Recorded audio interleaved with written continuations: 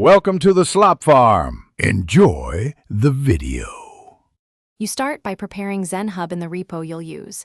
Sign into GitHub, install Zenhub, and enable the workspace for that project.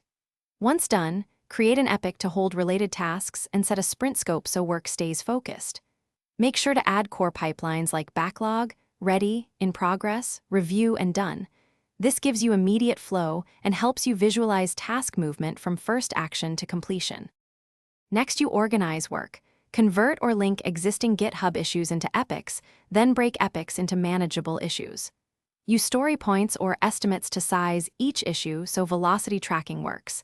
This helps you plan real commitments rather than guess. Once organized, apply labels, assign owners, and set due dates.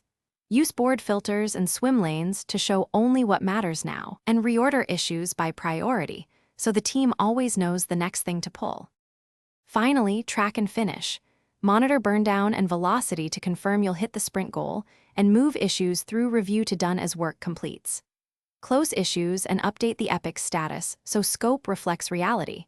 This prevents hidden work from leaking into next sprints.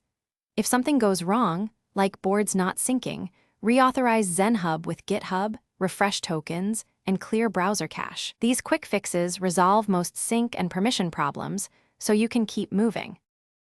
Thanks for watching. Consider subscribing if we helped you today.